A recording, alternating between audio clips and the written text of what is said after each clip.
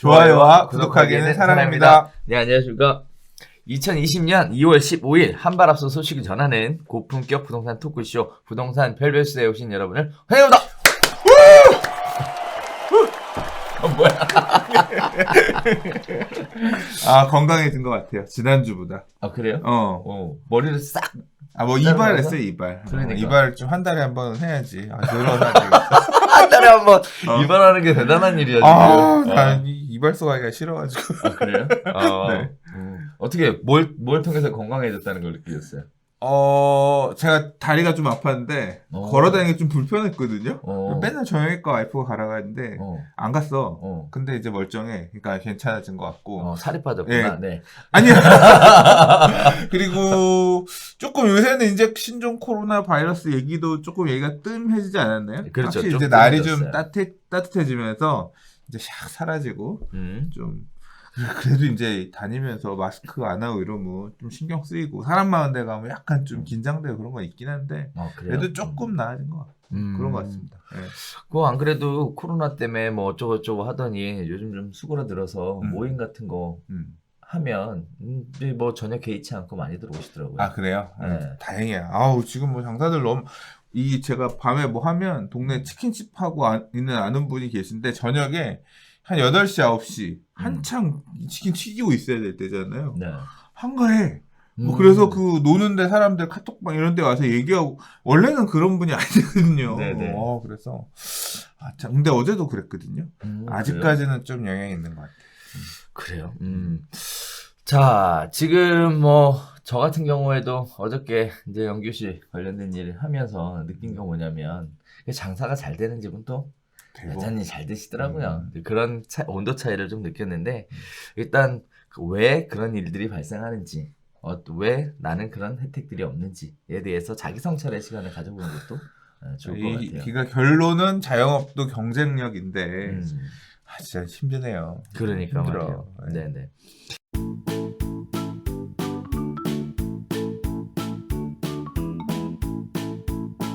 자, 그럼 이제 본격적으로 첫 소식부터 진행해 보도록 하겠습니다. 한 주간의 부동산 소식을 다루는 별별 이슈 시간인데요. 자, 첫 번째 소식입니다. 서울 아파트값 왜 올랐나 봤더니 집 있는 사람이 더 사서 그렇대요. 자, 10일 머니투데이가 감정원 자료를 분석한 결과에 따르면 지난해 12월 서울 아파트 매매 거래 가운데 무주택자의 매수 비중은 43.8%, 유주택자는 56.2%로 집계되면서 유주택자의 매수 비중이 더 높았다. 즉, 집 있는 사람이 하나 더 샀다. 라는 얘기로 나와지고 있습니다. 자, 어느 정도냐? 1주택자는 42.7%가 더 샀고요. 2주택자는 7.1%, 3주택자는 6.4%로 조사됐다. 12, 16 부동산 대책 이후 외지인의 서울 아파트 매수도 급증하고 있는 상황이다. 라는 얘기들이 나오고 있습니다.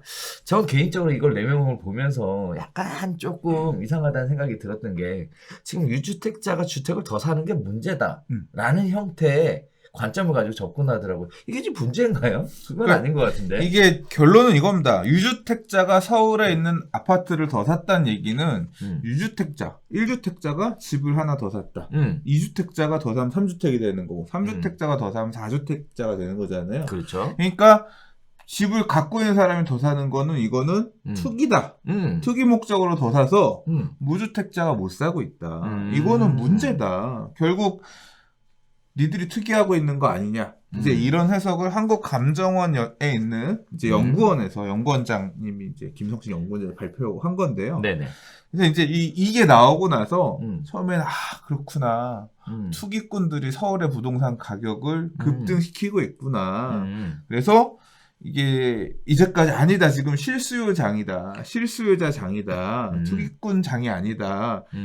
일각의 이런 주장들이 있었는데 그거를 정면으로 반박하는 그런 자료였거든요. 그래서 처음에는 이게 나오자마자 그렇구나. 역시 투기꾼들이 집을 사는 거였어. 뭐 이제 이런 분위기였어요. 근데 이제 반박이 나오기 시작하죠. 예를 들어서 대표님이 1주택자야. 네. 지금 예를 들어 지금 마포에 살고 있어요. 마포는 아니지만. 근데 마포의 옆에 새 아파트로 이사를 가고 싶어. 이사를 가고 싶어. 왜냐하면 저희가 새 거고 학교도 가깝고 해. 그래서 좋을 것 같아. 이사를 가려면 어떻게 해야 돼요? 주택을 그걸 먼저 사고 내 집을 나중에 팔아 아니면 내 집을 팔아서 무주택자가 된 상태에서 그 집을 사. 자, 엄밀하게 얘기하면 팔고 사야죠. 팔고 사야 돼. 네, 계약해놓고 그리고 사야죠. 네. 내 걸 팔고 사야 돼. 근데 지금 요즘 같은 상승장에서 내 걸 팔았는데 물건이 안 나와. 그럼 어떻게 돼요?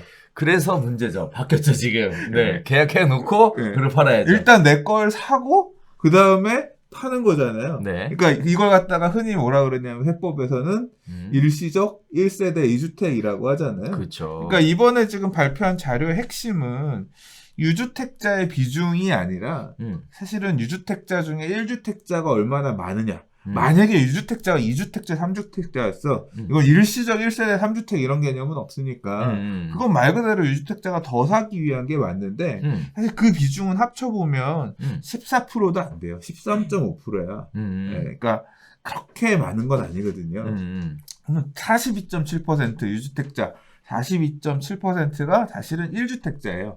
그럼 이 42.7% 중에 상당수는 뭐냐면 갈아타기 수요일까 그렇죠. 말이에요. 근데 물론 갈아타기 수요가 요새는 물건을 사기 위해서 먼저 사기 위해서 이제 가용한 자금도 되게 많이 필요하기 때문에 82.7% 전체를 이런 갈아타기 수요라고 볼 수는 없을 거예요. 그러나 이 중에 일부분 이상은 사실 갈아타기 수요로 볼 수 있다고 생각이 되고 상당히 많은 숫자일 것 같아요. 그렇게 따지면 무주택자가 산 43%에다가 이 42.7% 중에 일부를 따져보면 실제로는 대부분의 수요는 적어도 과반 이상 상당수는 무주택자 또는 1주택자의 갈아타기 수요로 거래가 됐을 거란 거죠.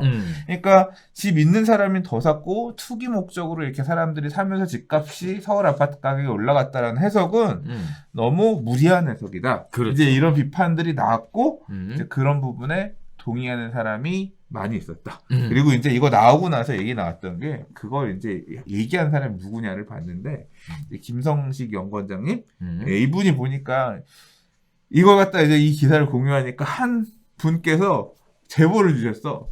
그 아니 옛날에 보니까 2000년대 중반에 선대인 씨가 나오기 전에 굉장히 유명했었던 연구원이시더라고요. LG경제연구소에 뭐 이 부동산 가격, 뭐 폭락, 뭐 이제 그런 얘기 많이 하셨던 분이시더라고요. 그러니까 좀 이런 해석 자체가 이게 이제 비판이 그런 게 있었어요. 끼워 맞추기식 해석이다, 비판이다 이런 내용들이 있었거든요. 그래서 조금 약간 저도 공감이 어느 정도 갔습니다. 너무 좀 이렇게 해석할 부분이 아닌데 왜 이렇게 억지로 끼워 맞춰서 해석을 했을까? 그러니까 동의할 수 없는 부분이 많이 있었습니다. 자, 이게 결국 그러면 갈아타기 수요가 이 중에 얼마나 되느냐에 대한 것까지 나와야 이 설득이 신빙성 있는 설득이 그렇죠. 되겠죠. 이 갈아타기 이 사실 왜냐하면 1주택자가 갈아타기를 할 수도 있고 안 할 수도 있어요. 그렇죠. 이건 언제 결론이 나오냐면 일시적 1주택 그 사람들 중에서 얼마나 실제로 팔았느냐를 봐야 그렇죠. 이제 실수요가 비중이 나오겠죠. 그렇죠. 근데 그것도 따져보면 항상 그렇더라고요. 더 오를 것 같으면 2주택을 계속 유지하려고 할 것이고, 그러니까 이 갈대와 같아. 이 42.7% 중에 사실은 갈아타게 하려고 사는 사람들의 마음 중에 상당수는 갈대처럼 그런 거고, 또 만약에 다이나믹하게 시장이 떨어질 것 같다, 안 좋아질 것 같다고 하면 굳이 두 개를 들고 있을 필요 없으니까, 그렇죠. 또 처음에는 나는 그냥 두 개를 가지려고 샀다가, 그렇죠. 일시적 1세대 2주택의 이 혜택이 있을 때 얼른 팔아서 비과세로 도망갈 수도 있을 거고, 그러니까 이 1주택자의 비중은 그렇게 유동적인 부분을 좀 감안해서 봐야 될 것 같습니다. 그렇습니다. 네, 일단 내용 자체를 어느 관점에서 어떻게 바라보느냐에 따라 이렇게 해석의 차이가 크게 발생할 수 있을 것 같은데 약간 좀 삐딱하게 쓰여진 기사이지 않았나, 이런 내용이지 않았나. 기사가 아니라 그렇죠, 연구 자료. 네, 연구 자료가 네네 그러지 않았나라는 생각이 들면서 아무래도 신문 기사 볼 때는 그래서 좀 냉정하게 그리고 객관적인 시각 갖고 보려는 노력을 좀 해야 될 것 같습니다. 자, 두 번째 이야기 넘어가도록 하겠습니다. 노도강 닮은 수용성, 버블7 재현되나? 라는 얘기인데요. 수용성 등 수도권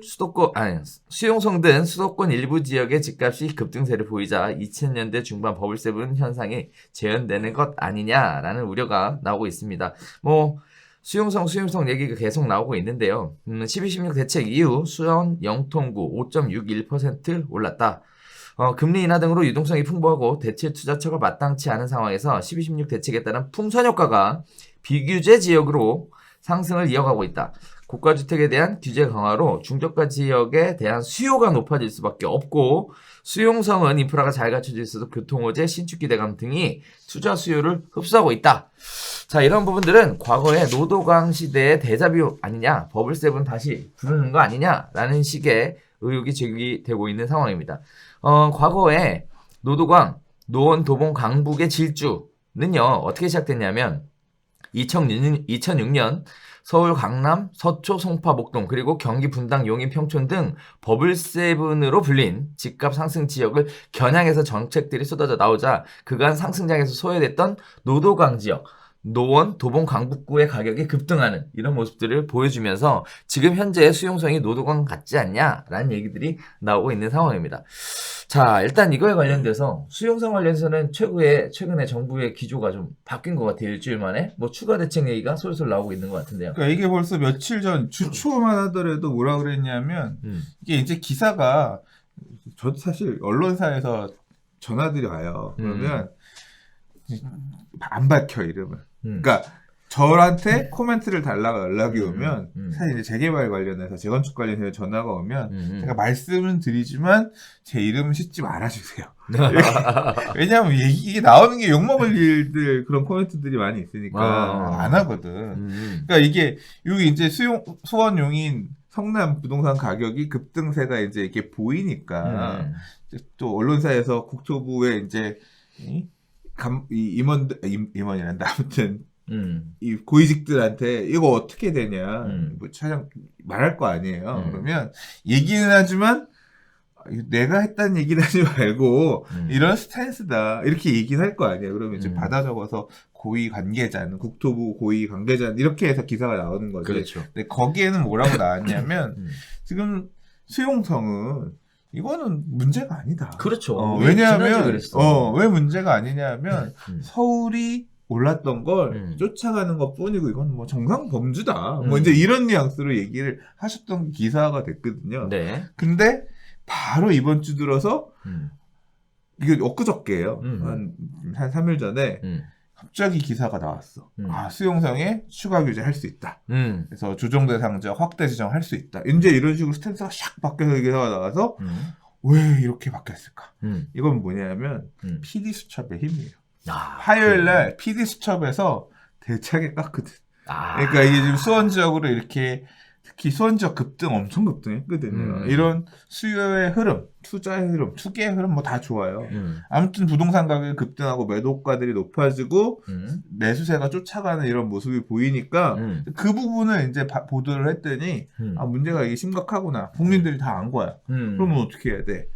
이제 들어가겠습니다 한 거죠. 그래서 아마 방송 촬영하는 시점 기준으로는 다음 주, 방송이 나가는 시점으로는 그 주에 주정심 열어서 규제 지역 확대 지정하는 부분을 심의할 것 같고 뭐 수원, 용인, 성남 같은 경우 성남은 뭐 투기과열지구까지도 지정될 가능성이 있어 보이고요. 그거 어느 수준으로 어떻게 할지는 이제 협의들을 해서 조정을 하겠지만 총선이 있느냐 어쩌냐 하더라도 제가 생각할 때는 규제 지역을 좀 확대 지정 필요에 따라서는 좀 과하게 강력하게 좀 현재 지정할 수도 있지 않을까 모르겠어요.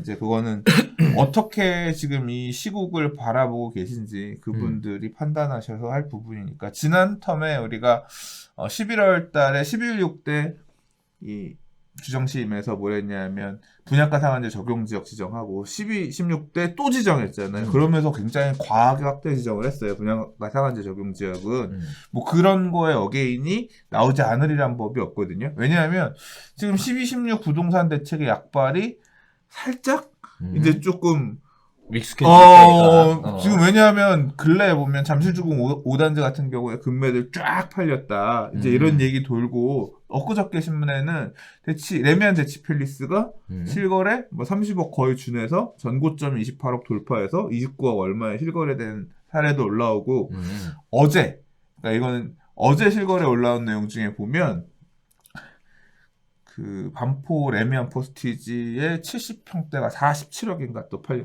그러니까 중대형 평형들이 굉장히 고가 매매되는 실거래들이 지금 올라오고 있으면서 이 지금 강력한 12.16 대책에도 조금 물론 아직 활발한 그런 건 아니지만 오잉 띠용 띠용 하는 그런 사례들이 하나씩 뜨문뜨문 나오면서 기사화되고 있고 보도되고 있는 상황이고 투자자들 또는 사람들 사이에서 얘기가 나오고 있는 상황이거든요.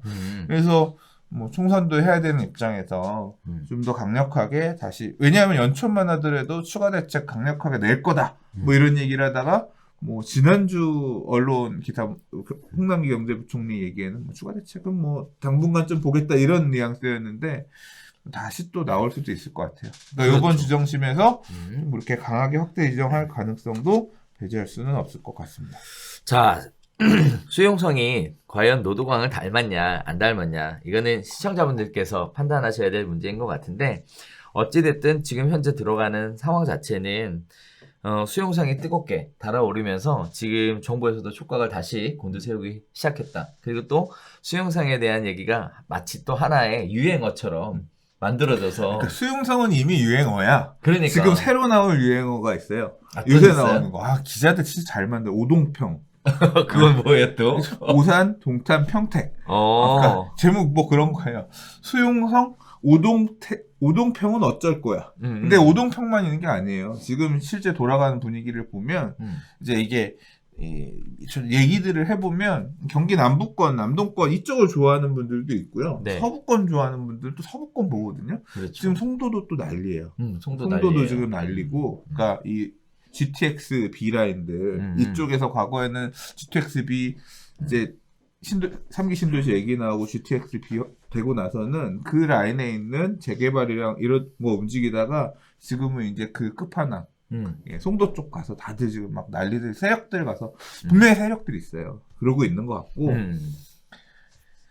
그렇습니다. 이제 어떻게 말을 만들 건지 그러니까 2020년은 분명히 이제 좀 덜 올랐던 수도권 지역으로의 어떤 수요의 확산, 투기의 확산 다 좋아요.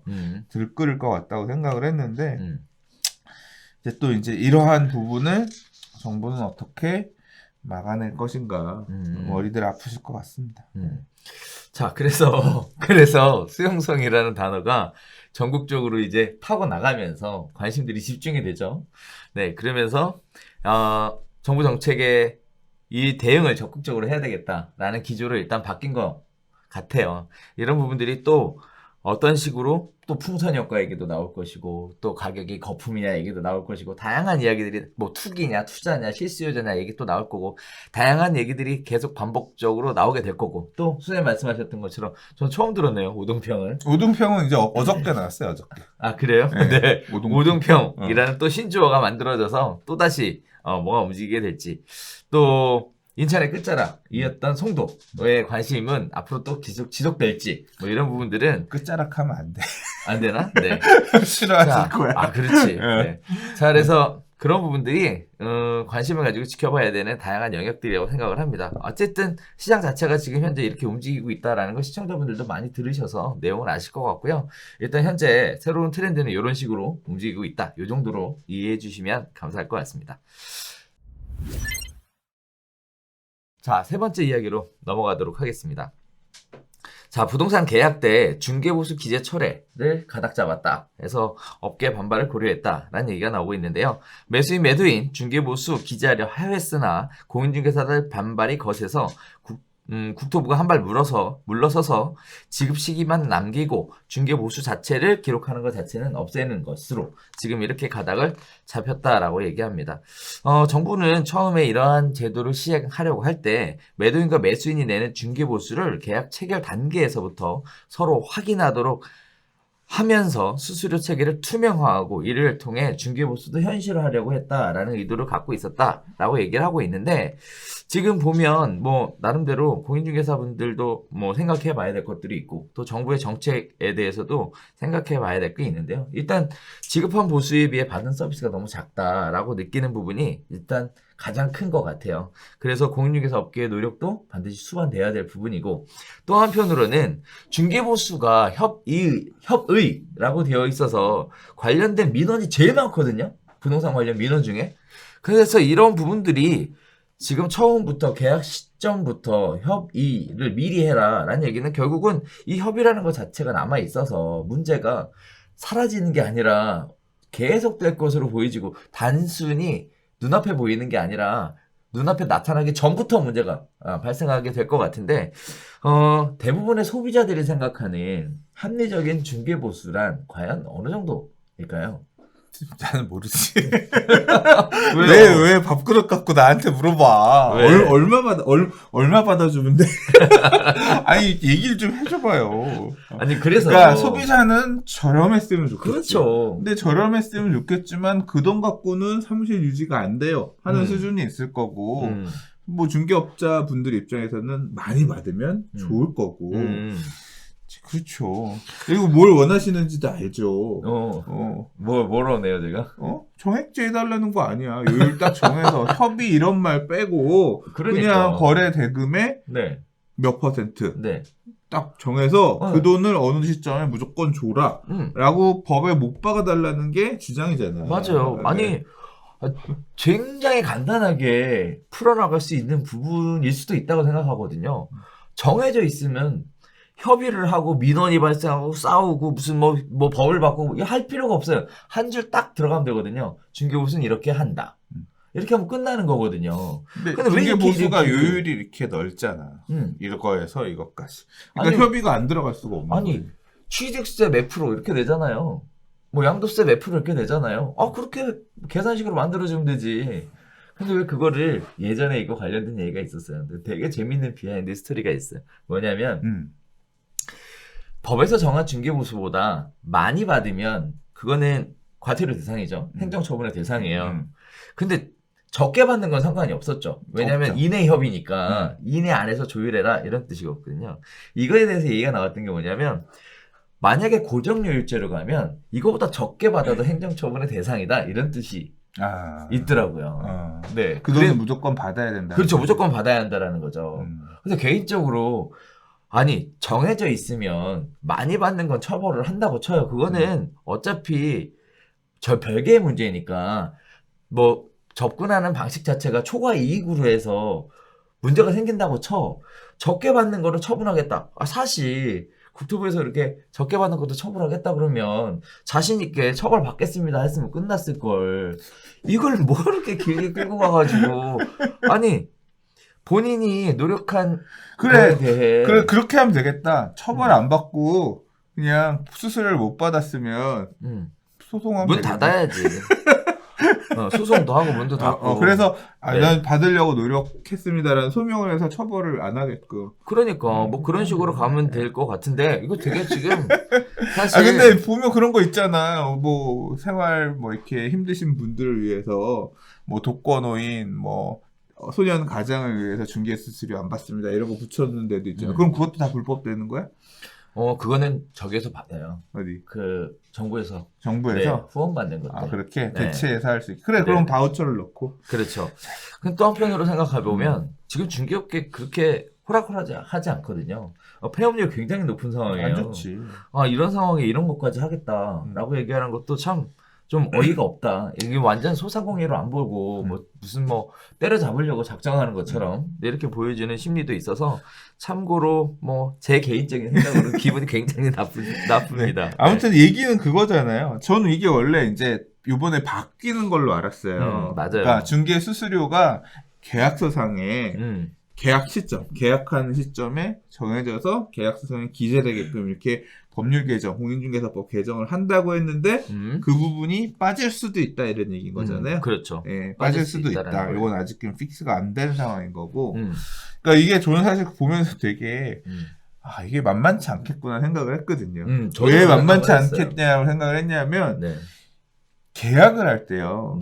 제일 중요한 건 중개 수수료가 아니잖아. 그렇죠. 의사잖아. 가격. 얼마 가격 빼주세요, 안 빼주세요. 임대 가격도 그거 가지고 줄다리기를 하고, 그다음에 매매 가격도 그거 가지고 줄다리기를 하는데, 이제 그거가 마무리가 됐어. 마음 딱 정해졌어. 근데 사장님 수수료는 얼마 줄 거예요가 수수료는 얼마 드리면 돼요가 그때 픽스가 돼야 되면 부동산 사장님이 열심히 조정을 해가지고 가격 중재를 했잖아. 네. 근데 이제 수수료는 얼마 주세요라고 얘기했는데 그 돈은 못 주죠. 그러면 이제까지 했던 2라운드 딜이 이제 이게 다 무너지는 거예요. 그러면 그 수수료 때문에 계약이 메이드가 안 되면 나머지가 다 그 매수자 입장에서는 그 가격의 물건을 정말 사고 싶었는데 이게 다 됐는데 만약에 수수료를 그 돈을 못 주겠어. 그럼 난 안 살래요라고 해서 이렇게 매수자가 도망가거나 매도자도 수수료가 그만큼이나 드려야 되나? 그러면 안 팔래 이래버리면 이제 또 그것 때문에 안 되면 또 이제 부동산 사장님이 그럼 내 수수료를 맞춰줄게요. 그러니까 그냥 하세요. 또는 아니면 아니요, 난 그 수수료 무조건 받아야겠어요라고 하면 또 이제 그 반대편에서는 왜 계약이 더 진행 안 돼요? 수수료 갖고 안 돼요. 그러면 중개업자이 신뢰 못할 사람이 욕심 많네. 뭐 이게 그러면서 또 힘들어지고 이게 그러니까 결국 중개하는 과정에서 가격만 놓고 생각하는 게 아니라 그 수수료 부분에 대한 것도 또 딜을 계속 맞춰서 두 개의 의사합치가 다 마무리가 돼. 정확하게 4개지. 매도, 매수, 그렇죠. 매도 중개 수수료, 매수 중개 수수료. 그렇죠. 이게 이제 중개업자 갈려 있으면 또 AB 타가지고, ABC 타가지고, 공동중개면. 어이구, 나 그래서, 야, 이걸 다 계약서상에 기재하면서 계약서 쓰려면 계약서 쓰다가 엎어주겠구나. 수수료 계약서 기재하는데, 왜 매도자 수수료 이렇게 높아요? 매수자 수수료는 왜 이렇게 낮아요? 환장하는 거지, 그거는. 매수자는 왜 수수료가 300인데 매도자는 500이에요? 나도 그러면 300으로 해줘요. 와, 그래서, 야, 이거 쓰면 쉽지 않겠다. 이제까지는 대상물 확인서에 일단 요율 기록해놓고 나중에 협의해서 받는 거였으니까 적당히 좀 유야무야 이런 것도 있고 있었을 텐데, 실무하는 분들은 진짜 머리 어렵겠다. 중개업 그지 같네. 별로 좋은 직업 아니야. 난 이 마음이 계속 있었는데. 저도 이렇게 생각해요. 네. 근데 이제 아무튼 좀 이렇게 중개업 부동산 거래 안에서는 뭐가 또 있냐면 나름대로 좋은 게 좋은 거다. 편의를 좀 봐달라라는 이렇게 약간 부침성 있는 것들. 또 유동성 있는 것들을 적당히 좀 깔고 가는 게 있거든요. 근데 이렇게 가버리면 투명화도 좋고 현실화도 좋은데 거래 자체의 위협을 받을 수도 있는 부분도 상당히 있고요. 또 한편으로는 정말 투명화와 현실화를 원해서 이렇게 생각했다면 그냥 투명하고 현실적으로 아예 딱 정해놓고 그냥 그 금액대로 가는 게 가장 좋은 방법 아니냐. 저는 개인적으로 이런 생각을 엄청나게 주장하고 있는데 네. 받아들이긴 어렵겠죠. 네. 근데 이거 진짜 웃기다. 변호사도 뭐 할 때 저는 성공률 30%에 뭐 합니다. 뭐 이렇게 만약에 수임하는 거 그거 다 대놓고서 뭐 이렇게 그러니까 말 그대로 이런 부분들은 어떻게 보면 은밀한 부분도 있는 거잖아요. 그렇죠. 그걸 대놓고 이렇게 얘기해야 되면 세무사도 세무서 갈 때 저는 성공 보수 몇십 프로로 얘기해놓고 그러니까 세금 얼마 깎아주면 하는 조건으로 세무 이거 조정합니다. 뭐 이렇게 하게 되면 그걸 드러내야 된다고 생각하면 조금 곤란한 부분도 그리고 이렇게 할 것 같으면 다 얘기해야 돼요. 이건 원가고요. 이거는 저희 서비스 수수료입니다. 다 구분해서 가야죠. 이거는 왜 그런 부분들에 대해서는 논의를 안 하고 중개사들한테만 이렇게 몰아붙이는지 잘 모르겠습니다만 어찌됐든 좋은 방향으로 가닥이 좀 잡혔으면 좋겠고 관련된 내용들이 정말 불만이 많고 문제가 많다라고 생각하면 업계에 관련된 부분들 또 국토부 또 적극적으로 팔 걷어붙이고 나서서 해결을 해보시면 좋을 것 같아요. 일방적으로 이렇게 하겠다 통제하는 거 말고. 다른 거 머리 아파 죽겠는데 이거 하겠어. 그러니까. 그냥 이거 또 말 나오니까 한번 얘기했다가 또 반발 맞으니까 지금은 안 할게 이러고 무마하겠지 뭐. 자, 네 번째 이야기 넘어가겠습니다. 지금 판교가 시끄럽습니다. 네, 10년 공공임대 분양전환 분양가 산정 기준을 뭘로 해야 되느냐라는 부분인데요. 임대아파트 단지와 성남시청과의 분양가 산정을 둔 갈등이 해결점을 보이지 않고 있습니다. 결국 분양가 상한제 적용 여부가 핵심인데요. 입주민들의 입장에서는 임차인 모집 공고안에 분상제 적혀 있다라고 주장하고 있고요. 성남시청 입장에서는 소송 등 법적 판단 기다리겠다. 라는 내용입니다. 자, 판교 신도시 10년 공공임대아파트의 분양 전환이 이루어지고 있는 가운데 민간 4개 단지 대방, 진원, 모아, 부영의 분양 전환이 마무리 단계에 있는데요. 말씀드렸던 것처럼 분양가 상한제 적용 여부가 핵심 쟁점에 떠들어오면서 과연 얼마의 분양할 것이냐라는 부분인 것 같습니다.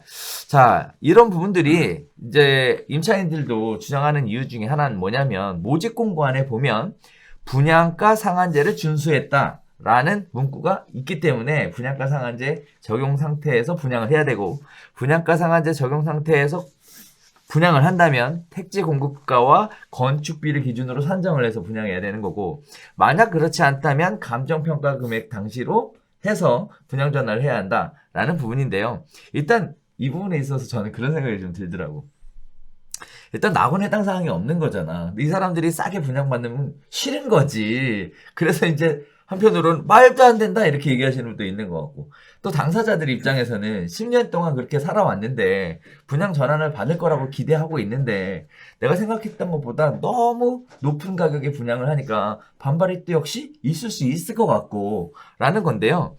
자, 일단 이 부분에 대해서 결국은 입주민들이 성남시를 상대로 분양 전환 승인 처분 집행정지 가처분을 신청했고 그리고 일부 인용이 돼서 분양 전환 절차가 멈춘 상황이다. 결국 소송 가봐야 된다는 얘기잖아요. 그죠? 이렇게 보여지고 있는데 자, 이게 어떻게 보면 그런 생각도 좀 들어요. 시청에서 조금 욕심을 내려놓고 좀 적당한 선에서 타협해서 분양하면 근데 안 이게 됐을까? 시청하고는 상관없지. 자기네는 그래요. 이거만 해주면 되는 거고 자기가 돈 받는 거 아니잖아. 시청에서 이제 분양 신청을 한 거니까. 아니 이게 지금 이게 사업 시행자들이 있으니까 네네. 이제 얘네들이 매각하는 거잖아요. 네. 이 임대 아파트 지은 애들이 그리고 지은 애들이 분양 전환하면서 이제 이게 받을 때 그거였거든요. 10년 뒤에 이제 분양 전환하는 시점에 감정 평가에서 그 감정 가격대로 해서 분양 전환해 준다였는데 감정 가격도 시가보단 저렴해요. 시가보단 그렇죠. 저렴한데 맞아요. 지금 나온 얘기는 뭐냐면 그거 말도 안 된다. 무슨 임대주택, 임대아파트를 시가 감평을 해가지고 시가보다 저렴하더라도 더 써야 된다. 왜냐하면 이제까지 10년 임대는 이제 10년 전에 나온 거고 그 전에 있었던 5년 분양 전환 이런 거 기준에 비해서는 감평 100%로 하는 거 받아들일 수 없다. 기존에 있는 건 그런 게 아니었으니까. 심지어 계약서에 그렇게 썼다고 하더라도 그거는 우리가 어쩔 수 없이 받은 거고 그건 합리적이지 않다. 더 싸게 달라. 우리가 통장도 없애고 여기서 10년 살았는데 이 가격에 10년 전에 받았으면 그 가격이 아닌데 납득할 수 없다. 이런 주장이거든요. 그래서 계속 그 문제 가지고 갈등이 많아왔어요. 근데 사실 이제 요번에 튀어나온 이슈는 그게 아니야. 분양가 상한제. 왜냐하면 민간택지 분양가 상한제가 작년 7월부터 떡밥이 나와가지고 서울에 있는 아파트들도 소형 분양가보다 일반 분양가가 싸게 해서 나온다는 거 아니야? 그러면 우리 그런 혜택 받는데 우리는 찾아보니까 그게 나온 거예요. 우리도 여기가 판교와 분양가 상한제가 적용되던 지역의 맞아. 그거였기 때문에 갈 수 있으니까 우리도 그럼 분상으로 가면 되겠네. 분상 붙어 있네. 야, 그러니까 이 감정가 아니라 우리도 택지비, 건축비 해가지고 옛날에 조성한 그 가격으로 내나 분상 아파트니까 이제 이거 지금 이제 이 주장을 하는 거예요. 그럼 이제 결국은 이게 안 나왔으면 모르겠는데 감정가대로 분양 전환 하려고 그랬는데 무슨 소리야 더 싸게 내는 이 근거가 있어가지고 지금 붙어보기로 한 거잖아요. 법률로 판단을 해야지. 이게 지금 1심에서 끝날까요? 어디까지 갈까요? 대법원까지 가야 되겠죠. 네, 이게 이제 법률적인 해석이 양쪽도 다 물러서지 못할 거 아니야. 그건 못하죠. 네. 그러면 이제 좀 늦어지겠지. 네, 어쨌든 집행정지 가처분이 신청이 인용이 됐다라고 얘기하니까 분양전환 못하는 거잖아요. 근데 이제 뭐 이 소송을 제기한 분들이 어떻게 할지 모르겠는데 어떤 결과가 나올지 이건 법률적인 판단이 필요한 부분이기 때문에 맞아요. 뭐 섣불리 누가 뭐 재판부가 해주는 얘기 봐가면서 이제 결말을 봐야겠지. 근데 한 가지 분명한 거는 소송을 해서 뭐 예를 들어 입주민이 승소를 해도 문제. 왜 문제야?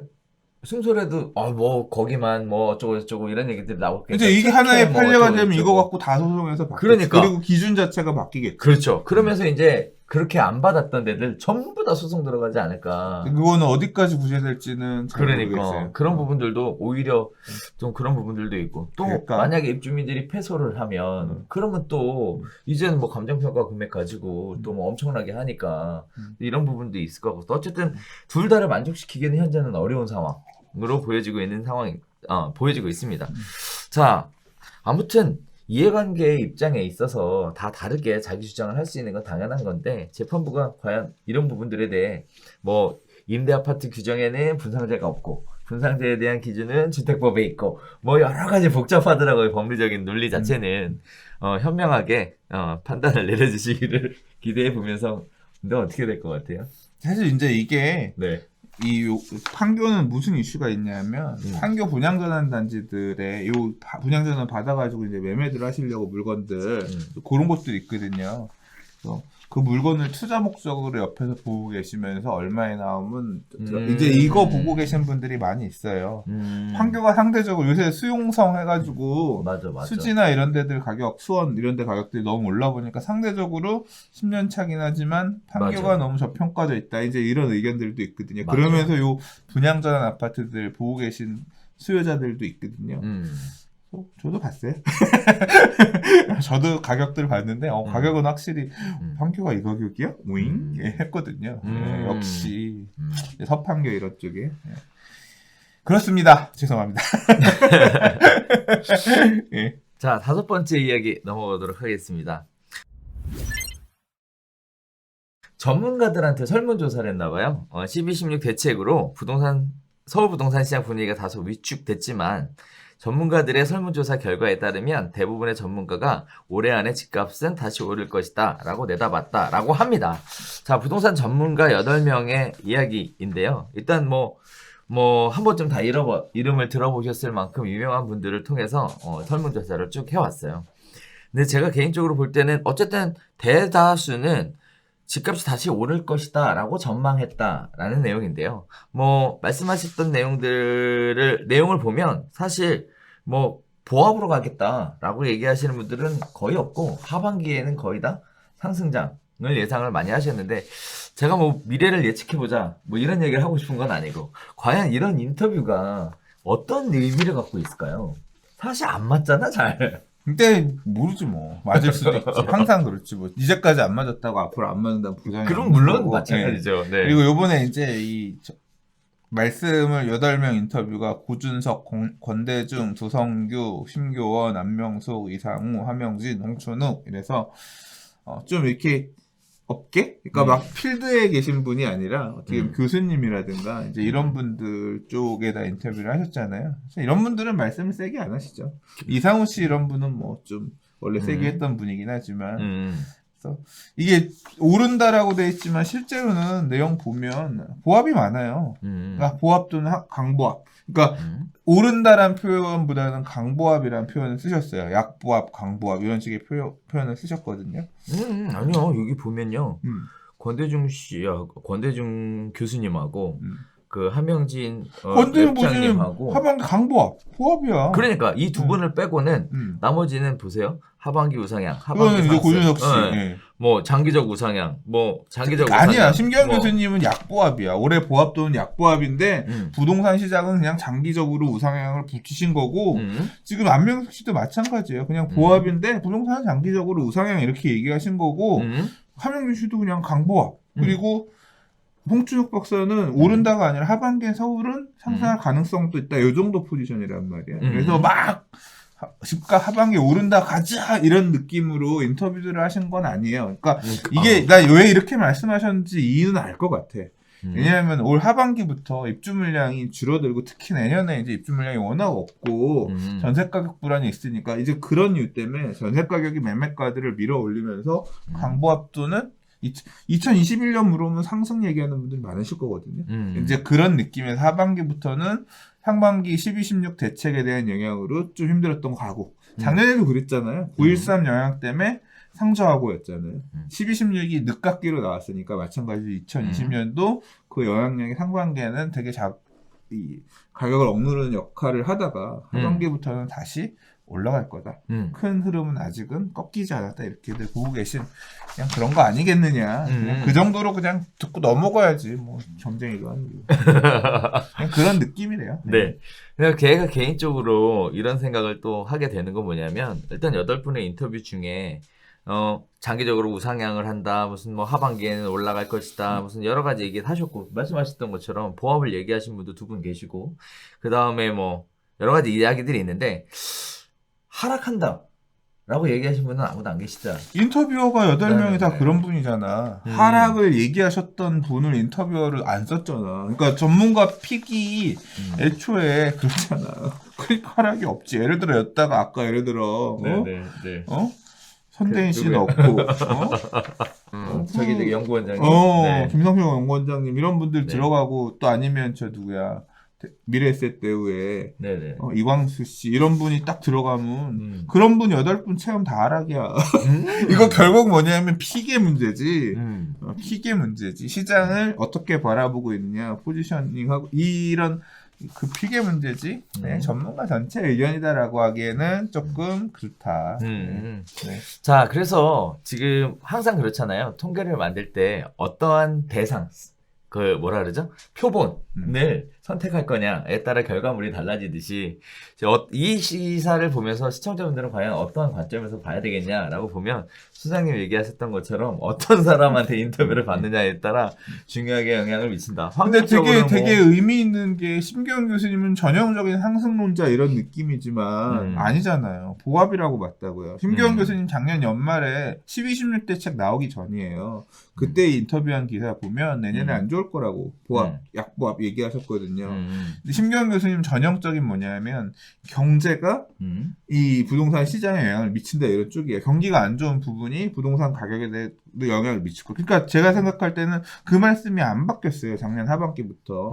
그래서 부동산 시장이 이 약보합을 할 거다. 그럼에도 불구하고 강남시장은 좀 다르게 움직일 거다. 이런 포지션이었거든요. 전체 시장은 약보합이지만 강남시장만은 조금 다르게 갈 거다. 이런 얘기인데 언론에서는 되게 자극적으로 강남은 심기현 그래서 강남 뭐 이런 식으로 써. 강남 오른다. 그러면 이 사람 다 오른다라고 얘기야. 아니야, 내가 이제 좀 그런 부분들이 약간 왜곡돼서 내용을 사람들이 다 보지 않고 그런 자극적인 꼭지꼭지만 보니까 저 새끼는 또 오른대. 뭐 이런 식으로 자꾸 소화를 해서 잘못 인지를 하고 계셔서 그렇지. 그러니까 좀 그런 부분은 약간 좀 다른 부분이라고. 자, 6번째 이야기 넘어가 보도록 하겠습니다. 총선이 뜨겁게 달아오고 있으면서 부동산 시장에 대한 언급들을 여기저기서 하고 있습니다. 자, 일단 여당에서는요, 토지 공개념 개헌까지 언급을 하고 있는 상황이고, 야당에서는 현 정부 정책과 전면으로 배치되는 부동산 규제 완화 정책에 나서겠다라고 선언을 하면서 지금 양쪽에 굉장히 첨예하게 대립하고 있는 상황인데요. 또 한편으로는 다양한 개발 공약이 총선과 맞물려서 발표가 되면서 부동산 시장을 자극할 가능성도 굉장히 높아지고 있는 상황입니다.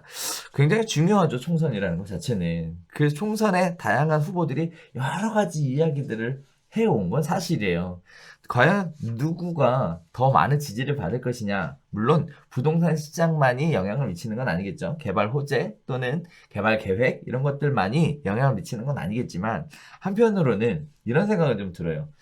후보들이 이렇게 하겠다라고 얘기를 했는데 기억을 잠깐 더듬어 보면 과거에 후보들이 당선이 되고 나서 이런 개발 공약에 대해 또는 어떻게 부동산 정책 이렇게 입법하겠다라는 부분들에 대해 소장님 생각에는 지켜지든가요? 총선 그럼요. 이후에? 그럼요. 그래요? 네. 잘 안 보이긴 하지만 하려고 했다. 몰라. 나도 사실 뭐 그냥 맨날 이놈이고 저놈이고 한다 그러고 나와보면 바뀌는 거는 뭐 잘 모르겠고. 그냥 우리 동네 항상 그렇잖아요. 국회의원 선거는 우리 동네에 뭘 하겠습니다. 저는 이제 용산구이니까 용산구 안에 보면 뭐 어디는 뭘 하고 이 동별로 이거 다 맞춤 뭐 만들잖아요. 그리고 지나면 이 동네에 뭐 지하철 승강장을 어떻게 바꿨습니다. 공원을 뭐 했습니다. 바뀐 것도 있어, 안 바뀐 것도 있고. 그리고 이제 뭐 그런 것들은 항상 해왔으니까. 그리고 뭐 도시가 변화하고 있긴 하니까 그게 이제 그분들이 해서 그런 건지 아니면 원래 그럴 거였는지 원래 밑그림이 그렇게 돼 있던 건지 남이 잘했어도 저거 내 때 한 거니까 저거 내가 신경 써서 한 거예요. 뭐 그런 거지. 근데 이제 이번 총선에서의 큰 틀의 테마는 그건 아닌 것 같고요. 그러니까 지금 요 기사에서 얘기하는 건 그러니까 지금 부동산 시장을 바라보고 있는 관점 자체가 되게 다르잖아요. 저는 사실 되게 참담하거든요. 뭐가 참담하냐면 저는 진짜 납득 안 가는 부분이 많아요. 많은 봤냐면 저는 진짜 되게 웃기다고 생각하는 게 황교안 대표 그리고 이낙연 전 총리도 그렇고 두 분이 종로에 출마하시잖아요. 종로에 출마하시기 위해서 잠원동 아파트를 한 분은 파셨고 한 분은 파신다고 매물을 내놨대. 왜냐하면 서초 구민인데 종로구에 국회의원이 되려니까 서초의 아파트를 보유하고 있으면 거주하고 있으면 안 된다는 거야. 그렇죠. 좋아, 거주하고 있으면 안 된다는 거. 왜냐하면 종로 그것도 그럼 말이 안 돼. 종로에 이제까지 태어나서 계속 살았던 사람이 종로 구 국회의원 하든가 그게 아니라 뭐 전략공천도 하고 그걸 뽑아준다는 얘기는 그 동네 구민들도 다 알아서 우리 구의 국회의원은 외부에서 살던 사람이 오더라도 이 사람 뽑아줘야 된다. 이게 다 돼 있는 거잖아요. 근데 아니 왜 집을 팔고 가야 돼? 자본주의 사람 그렇잖아요. 내가 종로구에 살지만 집은 서초구에 보유할 수도 있잖아요. 또 있죠. 근데 그게 지금 죄처럼 받아들여져. 죄는 아니라고 하더라도 되게 뭐 윤리를 위반하고 도덕적으로 아니 경제학에서 종로보다 서울 서초가 더 보유의 어떤 이익이 클 거라고 생각하면 서초의 잠원동의 아파트를 전세 놓고 내가 종로의 아파트 전세 들어가면 그게 도덕적으로 문제 있는 거야? 어? 아니 근데 그런 식으로 자꾸 보여지는 거야. 그렇죠. 예, 이게 언론에서 자꾸 그렇게 이끌어가. 보수 언론이란데도 그렇게 이끌어가. 그래서 미친 아니야 나는. 그러니까 그게 잘못됐으면 그런 것까지 나는 그렇게 아무튼 내가 이제까지 살아왔던 가치관이랑 이런 부분들이 너무 다르게 자꾸 대립이 되니까 한쪽에서는 그렇게 가야 된다라는 쪽으로 자꾸 얘기하고 있고 이제 한쪽에서는 아니다. 이제 또 우리는 그거에서 완전 벗어나서 다시 이제 서울을 재개발 재건축을 많이 해야겠다 이런 얘기까지 나오고 하면서 이제 어떤 그런 가치관 대립으로 좀 가고 있는 것 같아요.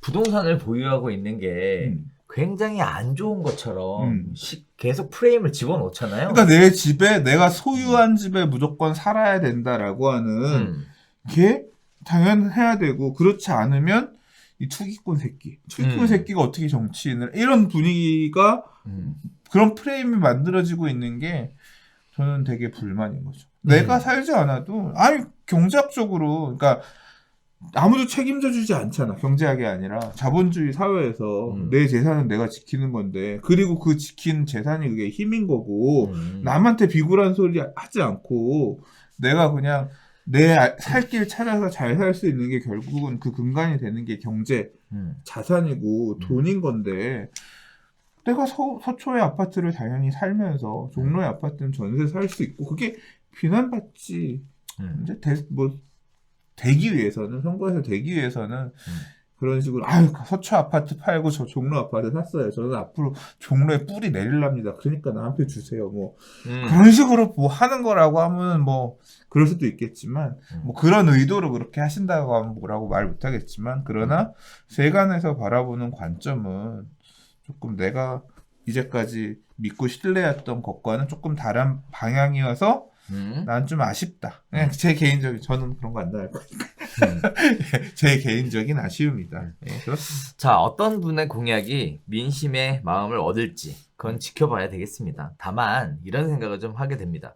공약을 발표를 했고요. 거기에 따라서 이행이 얼마나 됐는지, 공약에 따른 이행이 얼마나 됐는지, 그리고 그 결과에 대해서 확인해보는 그런 과정이 좀 있었으면 좋겠다라는 좀 아쉬움이 늘 있는 것 같아요. 늘. 자, 저는 이 얘기 열심히 했는데 마무리는 이쪽에서 아름답게 끝내네. 아 그런 거였어요? 네. 전 그런 것 같아요. 네. 그래서 딴 생각하고 있어서 재미없더라고. 죄송합니다. 자, 그런 부분들이 있어야 될 것 같습니다. 아무튼 계속 시끄럽겠죠? 네. 네. 그럴 것 같습니다. 네. 지켜보자고요. 네. 어떻게 되나. 자, 7번째 이야기 넘어가도록 하겠습니다. 투기판 부추기는 SNS 스타 강사에 관련된 내용인데요. 일단 내용은 그래요. 뭐 한두 번 나오는 얘기는 아니었으니까. 특정인에 대한 언급을 하거나 또는 비하하려고 하는 부분이 아니라 이런 부분들이 있다라는 개념에서 좀 접근을 해봤으면 좋겠는데 조금 다른 시각을 준비를 한번 해봤습니다.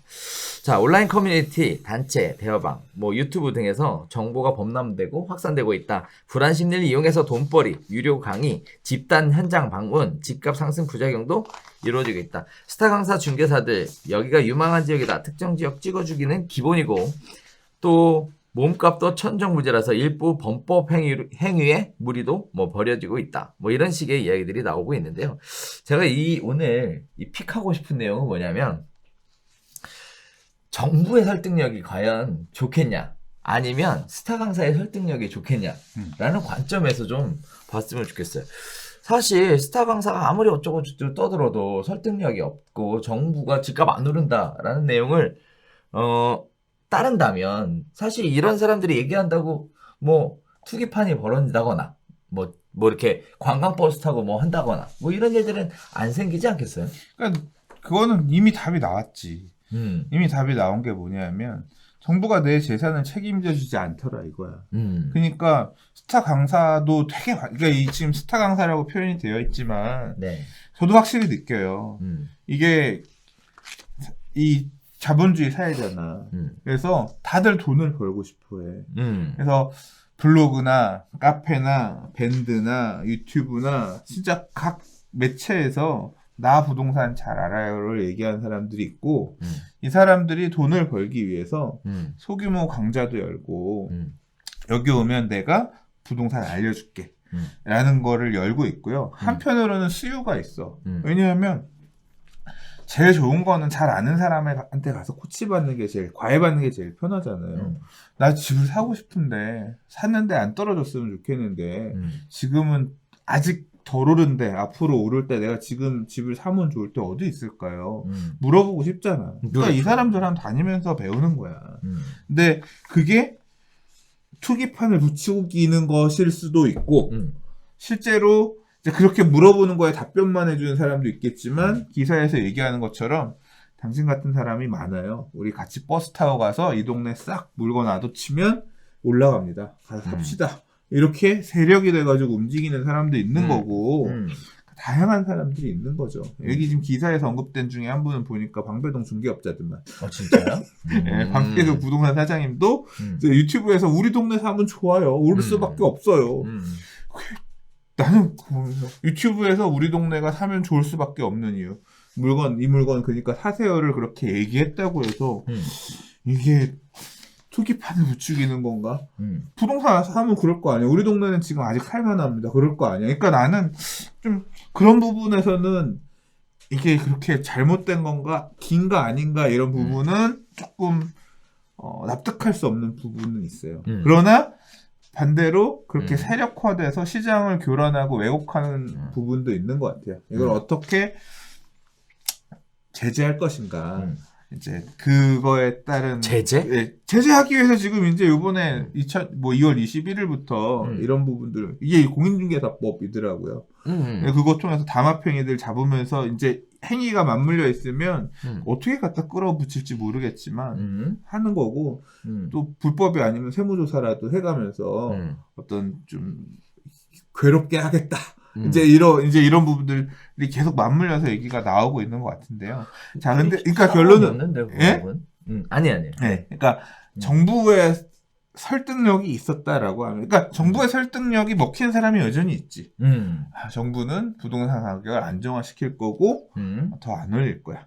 라고 생각하시는 분들은 집 팔고 무주택자로 돌아가시는 정치인분도 계시잖아요. 정부를 믿는 분도 계시지만 정부를 안 믿는 사람이 지금 늘어나고 있는 거죠. 그러니까 이 시장이 커진다는 얘기는 정부를 믿고 내가 2017년부터 대놓고 말이 그거였잖아요. 사실집 아니면 파시라. 그랬고 그렇게 강력한 대지책을 내놨지만 결과적으로 2017년에 정부 말을 안 들은 사람이 잘했어. 들은 사람이 잘했어. 이제 그런 부분들이 나오니까 더는 안 되겠다. 자꾸 이제 뒤늦게라도 나는 시장에 참여해서 뭔가 좀 먹고 싶은데 그 판이 지금 이렇게 만들어지고 있는 거죠. 그러니까 설득력이 지금은 너무 이렇게 올라버리고 나니까 정부를 못 믿겠다. 정부의 정책을 신뢰하지 못하겠다. 이런 부분들이 반영되고 있는 한 국면인 것 같습니다. 맞아요. 그래서 저도 그런 생각이 좀 드는 게 이게 이런 부분들에 대해 얘기하기 이전에 정부는 왜 설득력을 가지지 못하는가, 이게 양치기 소년이 왜 돼가는가에 대한 부분부터 먼저 얘기가 좀 있으면 좋을 것 같다는 생각도 좀 들고, 또 한편으로는 과연 누구의 이야기를 사람들은 믿고 싶어 할까에 대한 것들도 좀 생각을 해봐야 될 것 같아요. 뭐 경기가 안 좋을 때는 이런 얘기에 백날 떠들어봐야 아무 소용이 없는 것이고, 또 경기가 물론 또 그때 가면 정부도 안 믿어. 부동산 가격 살려줄 테니까 제발 좀 집 사라고 그렇게 난리쳐도 아무도 안 사잖아요. 또 한편으로는 중장기적인 관점에서 보면 정부 말 들어서 손해는 안 볼 것 같다, 이런 생각은 또 들기도 해요. 그러니까 많이 돈을 번다는 개념이 아니라 손해는 안 볼 것 같다라는 생각이 좀 들기도 해요. 네, 얘기하니까 되게 웃기네. 왜요? 그러니까 2014년 이런 때는 네. 빚내서 집 사시라 했잖아. 네. 그때 산 사람은 정부만 들었으면 엄청 돈 벌었어. 그러니까. 자, 이거 진짜 웃기네. 사지 말라고 할 때, 그러니까 언제는 들어야 되고, 언제는 안 들어야 되고. 참 애매하다. 그러니까 그런 것 같아요. 사라는 얘기를 할 때는 사면 되는 것 같아요. 그렇지. 사지 말란 얘기를 할 때는 좀 꺾어서 들어야 될 것 같아요. 왜냐하면 김대중 대통령 시절에도 제발 좀 사주세요.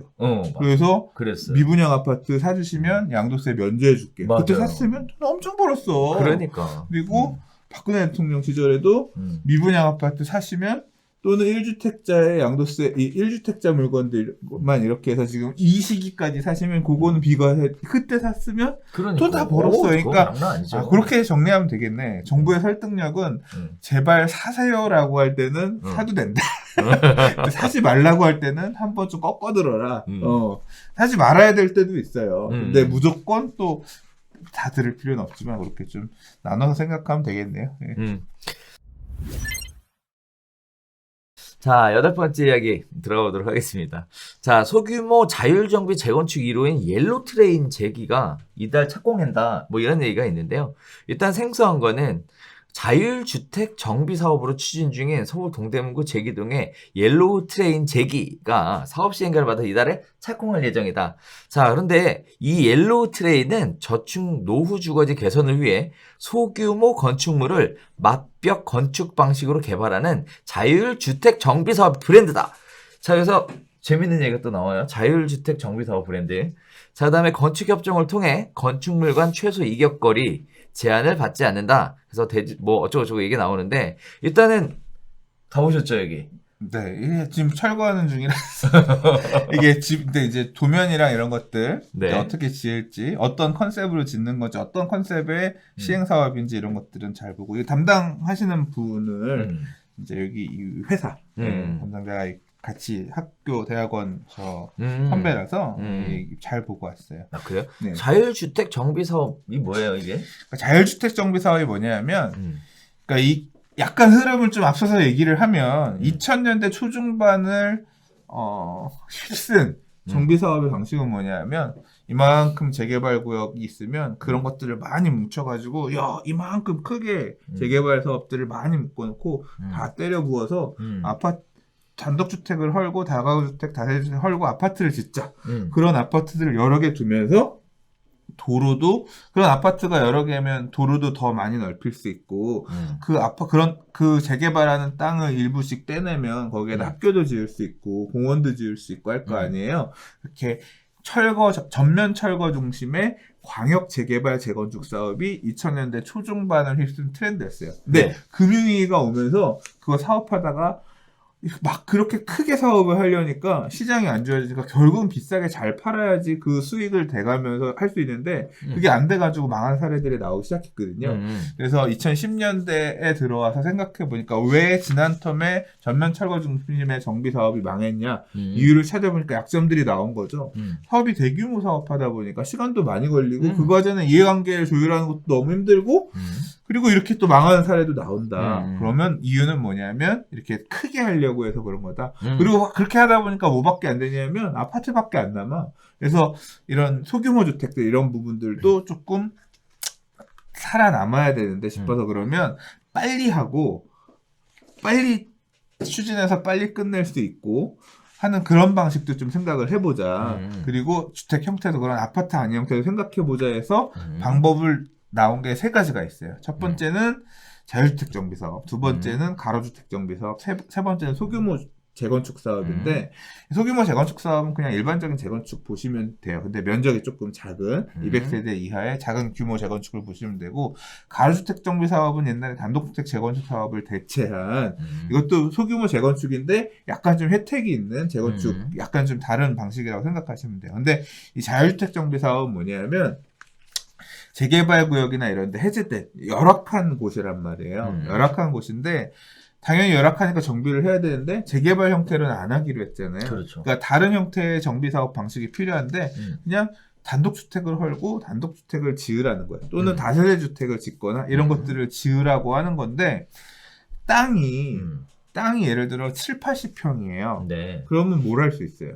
헐고 내가 다세대 주택 지어서 되고 올릴 수 있잖아요. 근데 땅이 25평, 30평 이렇게 있다고 해봐요. 그러면 거기에다는 내 땅을 재개발이 해제가 됐어. 낡아서 뭔가 져야겠는데 내 땅이 30평밖에 안 되면 30평에 단독주택 지으면 되잖아 라고 생각하시겠지만 실제로는 짓기가 쉽지 않아요. 맞아요. 왜냐하면 주차 공간 확보도 어렵고 헐고 새로 짓는 과정에서 이 집을 지을 때 건폐율이라는 게 있기 때문에 이종 일반 주거 지역 같은 경우 예를 들어 30%면 3, 68, 18평 지을 수 있잖아요.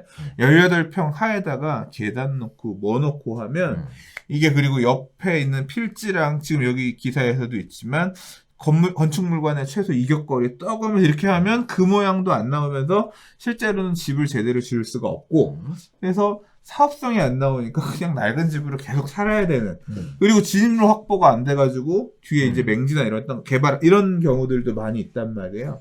그래서 사업이 안 가고 개별 건축이 안 되는 그런 단점이 있으니까 그걸 풀어주기 위해서 도입한 거예요. 자율주택 정비 사업. 그러면 네 옆에 땅 30평 땅 옆에 합치면 60평이잖아요. 30평 40평 합치면 70평이잖아요.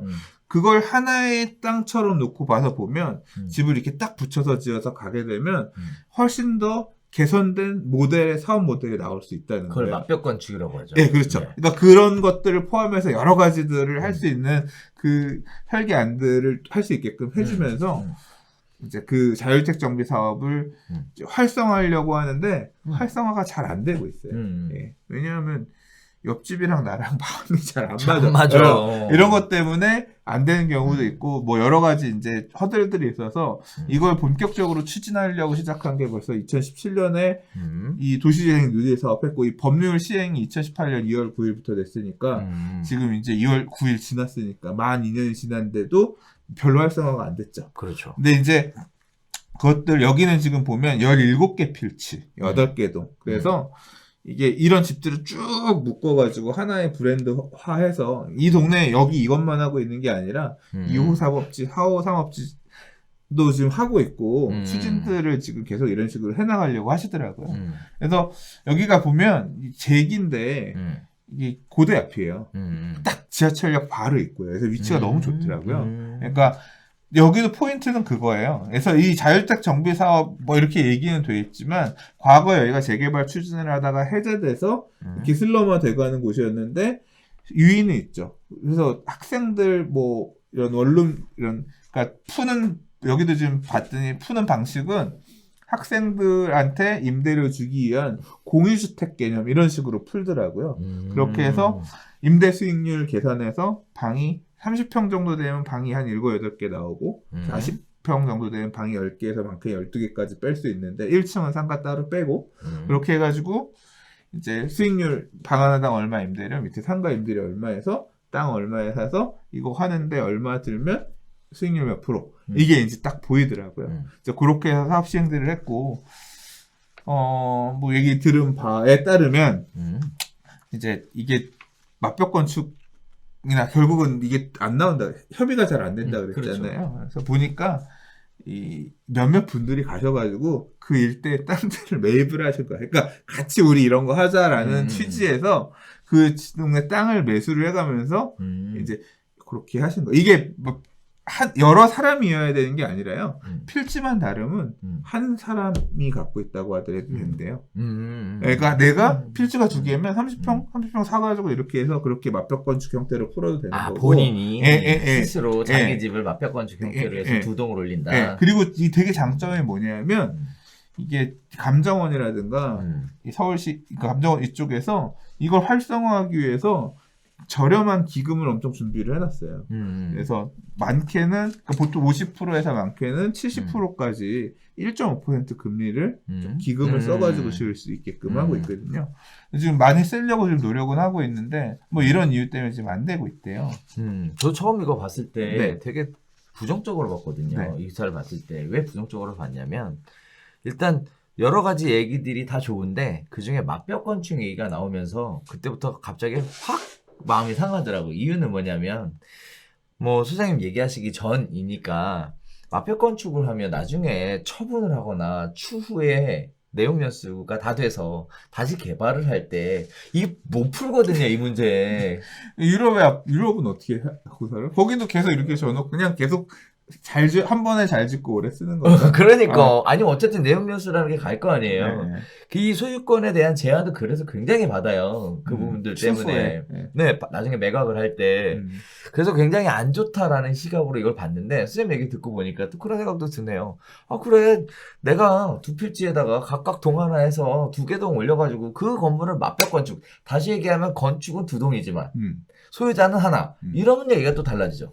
그죠? 각각의 동으로 갖고 있으면 되는 거니까. 그러니까. 네. 그래서 그렇게 푸는 거는. 그러니까 방법은 다양하게 있는 거고, 이제 요거에서, 그러니까 결국 또 핵심은 그거예요. 굉장히 저리의 금리를 이용해서 사업 시행을 하고 할 수 있고, 이런 부분도 있고 하다 보니까. 지금 이제 활성화해 가려고 하는, 이제까지 흔히 보지 못했던 어떤 그런 것 중에 하나고. 그래서 이걸 보니까 저는 이게 제한적으로 사업성 이런 걸 따져보면, 그러니까 결국은 핵심은 뭐냐면, 땅값이 싸야 돼. 땅을 싸게 사야 시행이익도 결국 본인이 해야 되는 그러면. 그렇죠. 이제 그렇게 푸는 문제가 그렇게 가야지 풀기가 되게 좋은 거고 그래서 또는 이제 지주들이 잘 옆집이랑 잘 마음이 맞으면 이렇게 하셔도 되긴 하는데 그 현실적인 문제는 그러니까 결국 돈이 있어야 돼. 옆집을 내가 사서 뭐 하든 그렇게 풀든가.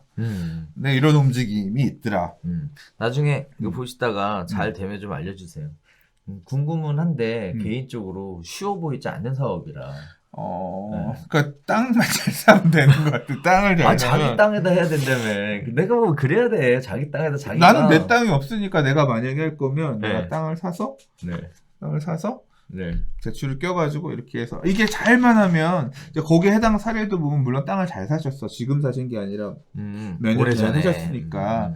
그러면 굉장히 그러니까 사람들이 그거 있잖아요. 현금으로. 미래의 현금 흐름에 대해서 되게 고민이 많잖아. 그럼 현금 흐름을 잘 갖출 수 있는 걸로 시행할 수 있는 어떤 이게 그러니까 보통 그런 빌라 지으려는 분들이 제일 좋아하는 땅 7, 80평 땅을 보는 건데 그렇지 않은 땅을 사더라도 이제 이런 식으로 풀면 방법이 되니까 살 수 있는 땅의 어떤 범주 되게 넓어진 건데 단점이 있어. 그러다 보니까 그 땅들도 가격이 다 올랐어. 지금 현실은 그렇더라고요. 자, 아무튼 도시 재생이라는 방식에서 새로운 어떤 방향을 제시해 줄 수 있는 모델이 됐으면 하는 기대는 있어요. 이 기대는 있고 아무튼 복잡하게 산재되어 있는 다양한 문제들을 잘 하나씩 풀어가시면서 새로운 기준이 되어줬으면 하는 바람이 있습니다. 자, 9번째 이야기입니다. 9번이야, 9번. 야, 지루해 죽으시겠다. 한강변 50층 아파트, 네, 실현되냐? 라는 얘기입니다. 자, 35층 룰! 고수하던 서울시가 기반시설이 충분한 역세권 단지의 복합개발 허용을 검토 중이다. 허용하면 50층짜리 아파트 건립이 가능해진다. 라는 얘기입니다. 자, 역세권에 위치한 단지의 복합개발이 주택 공급에 어느 정도 영향을 미칠지에 관한 검토를 하고 있다며 부동산 시장에 미치는 영향을 신중히 검토해서 국토교통부와 협의할 계획이다 라고 서울시가 복합개발에 대한 특수 제한 완화 검토를 공식적으로 이번에 처음 밝혔습니다. 자, 뭐 이렇게 되면 음아파트라든지 또 사업이 필요된 잠실 5단지라든지 특혜, 혜택 이런 것들을 받게 되지 않겠냐라는 얘기가 벌써부터 나오고 있는데요. 고밀도 개발에 대한 시의 기존 입장이 바뀌게 되면 잠실 5단지 재건축 사업에도 속도가 붙을 수 있다라는 얘기를 하고 있습니다. 그런데 문제는 집값 고민이죠. 자, 이렇게 되면 복합개발 호재가 일대 집값 상승으로 이어질 수 있다라는 부분입니다. 서울시는 같은 이유로 용산국제 업무지구 마스터 플랜 발표를 미루고 있는 상황인데요. 이에 따라 주택가격 안정이 확인되는 시점에 본격적인 검토가 이루어질 것으로 예상한다라고 했는데 잠실 5단지 이미 50층 줬잖아. 그러니까 했는데 제가 궁금한 거면 그건 이제 이렇게 종상향 해서 일부 면적만 이렇게 해서 간 거거든요. 근데 제가 궁금한 거는 아니 이 시점에 이 얘기가 또 왜 나옵니까? 그러니까 이게 이해가 약간 안 되죠. 전 사실 기사의 꼭지가 한강변 50층 아파트를 자꾸 억지로 끌어모아서 이렇게 간 거지. 네. 제가 생각할 때에 이 서울시가 국토부랑 검토하고 있다는 얘기는 방향이 다르거든요. 아 그래요? 그러니까 이 기사의 방향은 뭐냐면 역세권 개발이에요. 역세권에다가 용적률 더 주고 임대 아파트 가져가겠다는 이제까지 받을 수 있는 카드였잖아요. 네, 그렇죠. 근데 그거 갖고는 잘 안 되니까 플러스 알파로 50층까지 줄 수도 있다. 선제 조건은 뭐냐면 용적률 나눠 먹자. 임대 아파트 줘라. 그러니까 올해 들어서부터 서울시가 지금 여러 가지 채널에서 되게 방향이 많이 바뀌고 있어요. 그러니까 주택 공급 확대에 대한 얘기들이 나와요. 근데 그 공급 확대의 목소리 중에 한 편에 껴있는 건 뭐냐면 임대를 넣으란다. 아까 자율주택 정비 사업도 그렇지만 그 옆에 가로주택 정비 사업 있잖아요. 네. LH가 사업 시행자로 들어가서 임대를 LH한테 주는 임대를 얼마 이상 넣으면 용적률도 더 주고 맞아요. 그다음에 층고도 풀어 이런 혜택들을 주겠다는 거거든요. 그러니까 지금 서울시가 임대 아파트 확보, 공공 임대 주택을 확보하기 위한 이런 굉장히 다양한 부분에 계속 적극적으로 얘기를 하고 있거든요. 그러니까 그 방식 중에 하나예요. 그렇게 봐야지 이거랑 재건축 아파트 풀어줄 거다라고는 좀 별개인 거 봐요. 풀어주지 않을 거란 얘기는 아니에요. 그러니까 이건 어떤 속내인지 모르죠. 이제까지 부동산 가격이 왜냐하면 말이 다르잖아요. 부동산 가격이 불안할 수 있기 때문에 잠실 5단지 인허가 해주란 말입니까? 음마 아파트 인허가 해주란 말입니까? 못 해줍니다. 이런 지금 포지션이잖아요. 그렇죠. 근데 그런 필요성도 있지만 이 사업을 통해서 공공 임대 아파트가 얼마가 확보될 수 있다는 부분도 있고 주택 공급의 확충을 통해서 부동산 가격 안정화도 함께 도움할 수 임대주택 확보 이런 장점도 있기 때문에 대승적으로 뭐 음마 아파트 뭐 이걸 도시계획위원회 통과를 하겠습니다. 뭐 잠시로 하겠습니다. 이렇게 말이 바뀔 수도 있는 거잖아요. 그러니까 공공 임대주택 확보라고 하는 거는 또 다른 하나의 별개의 떡밥인 거야. 그래서 그런 포지션으로 갑자기 이게 튀어나왔을 가능성도 배제는 못해. 근데 이제 그거는 사실 제 뇌피셜이고 그 실제 필요한 부분은 뭐냐면 임대 아파트. 예, 그러니까 이게 지금 얘기는 자꾸 음마 잠실 5단지를 끄집어냈지만 핵심은 그게 아니라 역세권에 일정 규모 이상의 역세권에 50층까지도 줄 수 있을 테니까 임대를 넣어라. 이걸 활성화해라. 그 부분을 좀 강조하기 위해서 국토부라. 그러니까 도심지 내에 임대주택 또는 주택 공급, 신축 주택들 이걸 확보하기 위한 서울시가 지금 역세권에 추진하고 있는 개발 사업들이 여러 가지가 있는데 역세권 청년주택 사업도 있고 그다음에 정확하게 명칭은 제가 좀 법률 명칭이니까 봐야 되는데 주택정비형 재개발 사업 말고 역세권에서 하는 이 재개발 사업도 있거든요. 이 사업도 아직 지금 활성화가 안 돼 있는데 이게 과거의 이름으로는 장기전 대주택 사업하던 거 이 부분들 활성화하기 위해서 지금 독바이 역세권 이런 데서 하고 있거든요. 그리고 최근에는 이제 증산 4구역 해제 지역에서도 그 부분을 다시 시도할 수 있게끔 하려고 하는 아무튼 어떻게 풀릴지 모르겠지만 그런 법률적인 이 새로운 제도 도입 검토들 지금 하고 있는 상황이에요. 그래서 올해 들어서 갑자기 서울시가 임대주택을 많이 짓는 조건으로는 용적률을 좀 풀어가지고 주택을 짓게끔 하려고 하는 재개발 사업들 이런 쪽에 굉장히 목소리를 많이 내고 있다. 뭐 일몰제 해제 지역들도 다 연장해주겠다 이런 포지션으로 나오는 것도 포함해서 보면 스탠스가 작년과는 달리 많이 변화한 게 느껴집니다. 자, 그 스탠스의 변화의 두 가지 축이라고 하면 주택을 공급해야 된다라는 압박감도 작용을 미쳤을 것 같고 동시에 임대주택에 대한 공급도 늘려야 한다라는 부분도 같이 작용했을 것 같은데 자꾸 언론에서 그 비판 받는 게 싫었던 것 같아요. 1월 6일 날 간담회, 기자 간담회도 했어요. 서울시 주택 공급 이제까지 열심히 해왔고 주택 공급 문제가 없다 이런 식으로 뭐 그 말에 신뢰성 있고 그걸 떠나서 이렇게 공급을 우리 열심히 하고 있고 하려고 한다라는 게 전향적으로 올 초부터 느껴집니다. 예. 그렇죠. 그래서 역세권을 통해서 이런 두 가지 토끼를 다 잡겠다라는 얘기가 발표가 됐는데 이제 기사는 뭐라고 나온 거냐면 결국은 음마나 잠실 우산지가 반사이익을 받는 거 아니냐라는 형태로 그냥 꼬아서 들어갔어요. 그러니까 그건 기사고 나는 그죠? 내가 읽은 거는 나는 그런 방향으로 안 읽은 거고 뭐 기자분은 그렇게 생각했을 수도 있고 나는 뭐 거기 잠실 오단지나 음마를 해주고 안 해주고는 또 별개로 생각해야 될 문제고 지금 서울시가 검토하고 있는 부분은 역세권의 임대아파트 확보하면서 재개발 사업을 역세권 주변으로 활성화하려는 어떤 그런 의지가 읽힌다. 입니다. 그러니까 기사 제목과 나는 다른 부분만 생각하겠다. 자, 일단 전체적인 흐름은 그런 것 같아요. 그런 것 같아. 그래서 뭐 강 소장님이야 뭐 그건 난 모르겠다. 뭐 내 의견하고는 다르다. 뭐 할 수 있는데 일단 뭐 제 의견을 얘기하고 싶은 게 아니라 흐름 자체가 그런 것 같아요. 일단은 처음에 그런 생각이 있었고 반사 이익에 대한 우려가 있었고 이게 사실 반사 이익을 통해서 50층 지어줬어. 닌디 아파트로 다 뺏어간다고 치면 그러니까 받을지 안 받을지도 몰라. 그럼 음마는 사실 여기 있기 때문에 1차 역세권 250 안에 들어가는 블록들도 많이 있단 말이에요. 근데 옛날에 과거에 이게 없었던 게 아니라 있었어요. 그러니까 부가연 뉴타운도 다 검토했잖아. 오세훈 시장 시절에 역세권 시프트 넣는 조건으로 종상향 해주는 거. 근데 다 안 받았어 그 당시에는. 근데 요번에 약간 추가되는 게 뭐냐면 50층이야 50층. 그래서 그럼 50층까지 가는 거 보면 훨씬 개방된 거 주면 이거 플러스 알파니까 받을 수 있냐 없냐인데 그거는 민간 사업 시행자들이 고민할 부분이죠. 우리 아파트 용적률 갑자기 역주변에 500% 되면서 고층 올라가면서 임대 껴있는 거 이거 받을래? 이제 그것도 협의할 부분이죠. 그럼 임대동 따로 빼줄게. 뭐 할래 말래 이제 그거 따져서 할 부분인데 그때도 싫어했던 부분은 나 용적률 400%짜리 아파트 별로 안 좋아.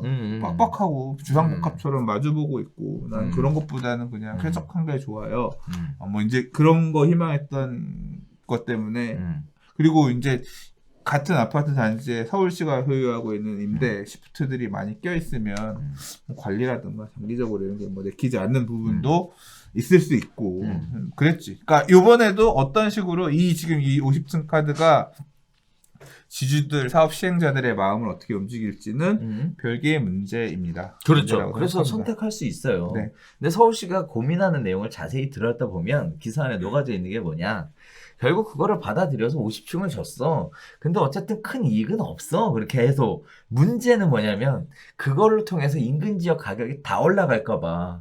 이 주변으로 확산되는 인근주택 가격 상승을 어떻게 하겠냐. 결국 이게 서울시의 핵심 고민인 것 같아요. 자, 아무튼 기사는 짧은데 내용은 굉장히 숨겨져 있는 뜻이 많은 것으로 보여지고 있습니다. 제도의 변화는 항상 많은 것의 변화를 수반하죠. 그렇죠. 네. 어떤 선택들을 해 나갈지 지켜봐야 되겠지만 아무튼 이런 부분들을 이 시점에서 이런 얘기가 나왔다라는 것 자체는 또 한편으로는 살짝 걱정이나 우려가 되는 바도 있어요. 뭐 굳이 얘기 안 해도 좀 조용히 넘어가도 되는데 지금 안 그래도 시장 자체가 불안불안하고 있는 상황에 또 다른 악수는 안 뒀으면 하는 바람은 있습니다. 자, 일단 오늘 이걸 쭉 나눠봤는데 엄청 길었어요. 네, 제가 막 정리하다 보니까 이것도 하고 싶고 저것도 하고 싶고 해서 막 늘어났는데 너무 길어서 힘드셨어요, 소장님? 저 투머치 토크 말이 많아. 끊을 줄 몰라. 자, 지금 뭐 여러 가지 사회적으로 들리는 얘기들도 뭐 조금씩 가라앉아 가는 것 같고 뭐 분위기 자체도 좀 정상적으로 돌아가려고 움직임은 보이는 것 같고 정부에서도 너무 그렇게 긴장할 필요 없다. 뭐 그 정도까지 문제가 심각한 건 아니다라고 사태에 대한 수습에 나서고 있는 상황이 코로나 관련돼서 그런 부분들이고 부동산 시장도 뭐 조용할 것 같은데 특정 지역들을 중심으로 뜨거워지고 있는데 이런 부분들이 또 계속적으로 이야기는 나오는 것 같고 또 기사도 굉장히 다양해졌어요 최근 들어. 그래서 뽑다 보니까 이렇게 많이 뽑혀지게 됐습니다. 아무튼 굉장히 오랜 시간 떠드느라 고생 되게 많이 하셨고. 배고파. 밥 먹으러 가요. 네. 자, 저희가 토요일 오전에 지금 이거 녹화를 하고 있는데요. 일단은 작업이 다 끝나봐야 올라가게 되겠지만 항상 부담 느끼는 거 뭐냐면 주말이 지나가면 갑자기 내용이 확 바뀔까봐. 주초에 이슈가 또 바뀌죠. 그러니까요. 어떻게 보면 지난주 이슈를 이렇게 되새기는 그런 방송이니까요. 그래서 그런 부분도 있다라는 점 말씀드리면서 아무튼 저희가 조금 더 새로운 관점과 시각에서 접근해 보려고 나름대로 노력은 좀 하고 있습니다. 시청자분들께서 어떻게 생각하셨는지 느끼셨는지 모르겠지만 이쁘게 봐주셨으면 좋겠고 그냥 관심 가져주시면 대단히 감사하겠습니다. 저희 방송 괜찮으셨다면 좋아요하고 구독하기, 알림 설정 꼭 부탁드리겠고요. 저희는 다음 주에 새로운 소식 가지고 다시 찾아뵙도록 하겠습니다. 감사합니다.